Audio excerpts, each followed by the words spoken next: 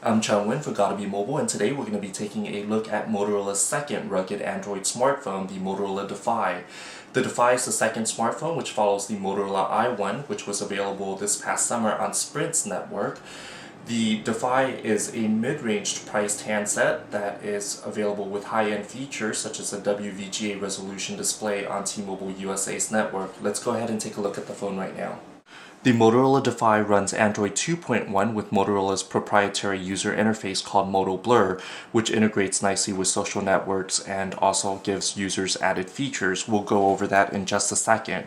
The device has a 3.7-inch WVGA capacitive touchscreen, which is a high-end feature for a mid-range price smartphone on the front here.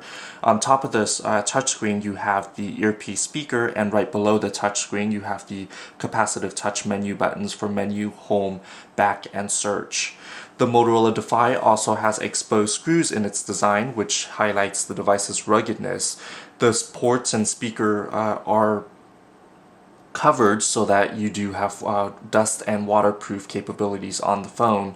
Here on the left hand side of the device you have a covered plastic cover micro USB charge and sync port here, which helps the device be waterproof, and on the top you have a rubberized cover for the 3.5mm headphone jack. You do have the power button, which is longer here at the top, which helps in usability, and on the right hand side you have the volumes up and down toggle switch. The exposed screws go around and surround the device on all of the sides. On the back of the device you have another black surface that's highlighted by a white area that goes around the side of the phone. It's a matte rubberized finish for the back battery cover.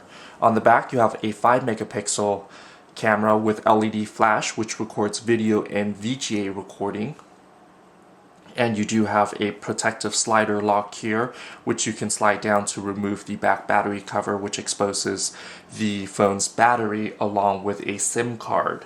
The device does support T-Mobile USA's 3G network, which supports speeds up to 7.2 megabits per second on the upload side and 2 megabits per second on the download side.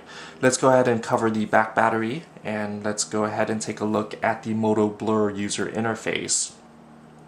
Like the widgets UI on the Droid series on Verizon Wireless, MOTO BLUR is extremely similar.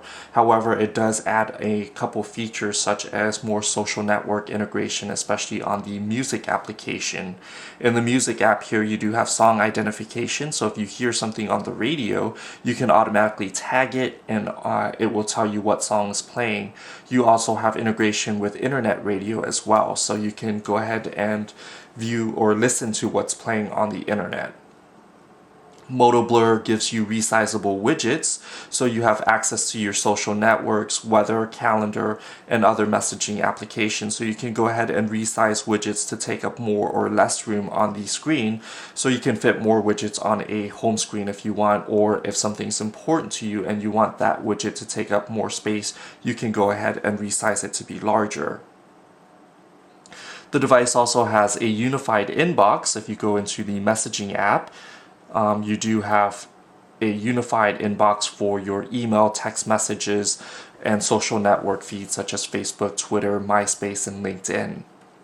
The device, like other Droid series device, has Motorola's enhancements to its camcorder and camera interface, which will give you additional settings for scene modes and also different settings for the camera itself.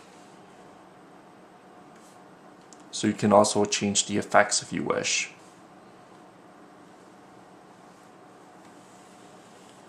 Additionally, if you make a phone call, you'll see that the person's latest Facebook status update or Twitter update will show, so you'll know to answer the call or not to answer the call if their last update says they're in a bad mood. Let's go ahead and take a look at the device's rugged features by testing it and working it in a water tank. So now we're back with the Defy and a tank of water here, so we're going to try and submerge the phone. All the ports have been covered up and the back battery cover has been latched up, so hopefully this works. So the phone is still on and functioning. Let's go ahead and take it out and see if we can swipe. The screen still works and it does swipe.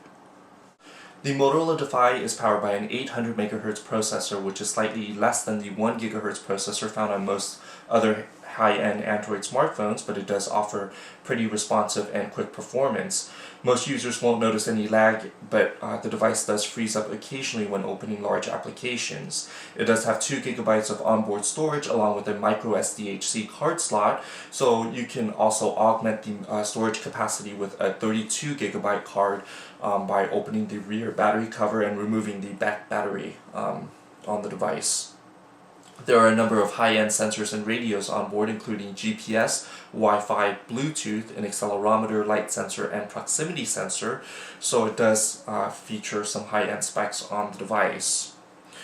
The device overall is very responsive. However, the downside of this device is that it only runs Android 2.1, which means you don't get Adobe Flash support.